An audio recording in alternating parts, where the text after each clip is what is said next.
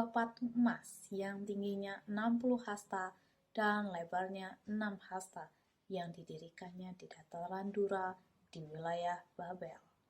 Lalu, Raja Nebukadnezar menyuruh orang mengumpulkan para wakil raja, para penguasa, para bupati, para penasehat negara, para bendahara, para hakim, para ahli hukum, dan semua kepala daerah untuk menghadiri pentahbisan patung yang didirikannya itu. Dan berserulah seorang bentara dengan suara nyaring. Beginilah yang dititahkan kepadamu, hai orang-orang dari segala bangsa, suku bangsa, dan bahasa.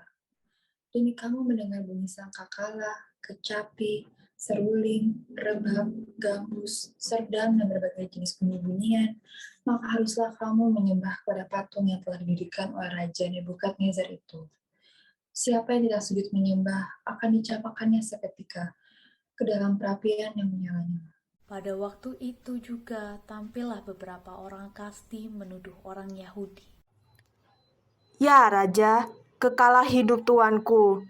Tuanku Raja telah mengeluarkan titah bahwa setiap orang yang mendengar bunyi sangkakala, seruling, kecapi, rebab, gambus, serdam, dan berbagai-bagai jenis bunyi-bunyian harus sujud menyembah patung emas itu, dan bahwa siapa yang tidak sujud menyembah akan dicampakkan ke dalam perapian yang menyala-nyala.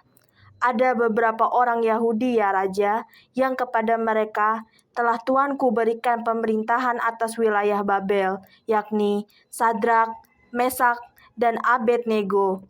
Mereka tidak mengindahkan titah tuanku ya Raja. Mereka tidak mau memuja dewa tuanku dan tidak menyembah patung emas yang telah tuanku dirikan. Sesudah itu, Nebukadnezar memerintahkan dalam marahnya dan geramnya untuk membawa Sadrak, Mesak, dan Abednego menghadap. Setelah orang-orang itu dibawa menghadap raja, apakah benar, hai Sadrak, Mesak, dan Abednego, bahwa kamu tidak memuja dewaku dan tidak menyembah patung emas yang kudirikan itu?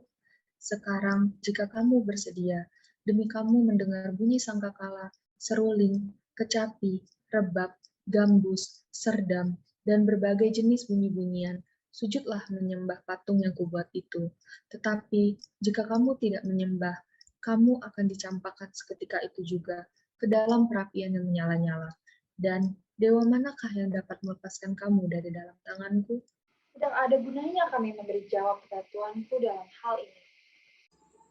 Jika Tuhan yang kami sembah sanggup melepaskan kami semua dari api, maka Ia akan melepaskan kami. Tetapi seandainya tidak, hendaklah Tuanku mengetahui ya Raja, bahwa kami tidak akan memuja dewa Tuanku dan tidak akan menyembah patung yang Tuanku dirikan itu. Maka meluaplah kegeraman Nebukadnezar.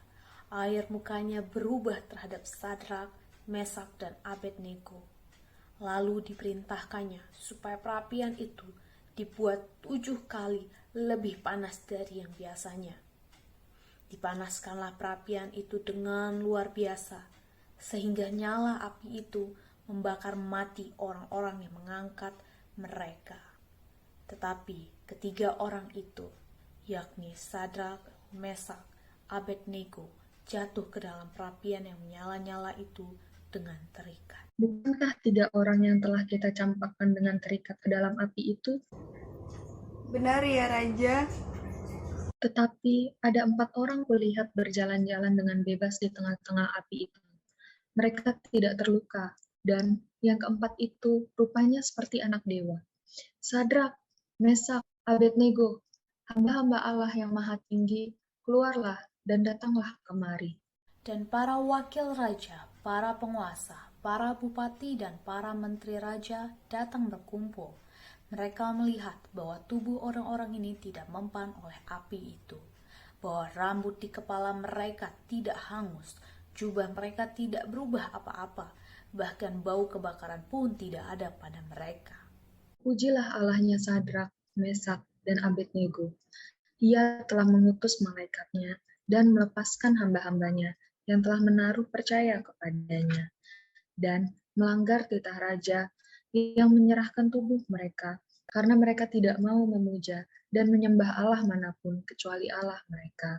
Sebab itu, aku mengeluarkan perintah bahwa setiap orang dari bangsa, suku bangsa, atau bahasa manapun yang mengucapkan penghinaan terhadap Allahnya Sadrak, Mesak, dan Abednego akan dipenggal-penggal dan rumahnya akan dirubuhkan menjadi timbunan puing, karena tidak ada Allah lain yang dapat secara demikian.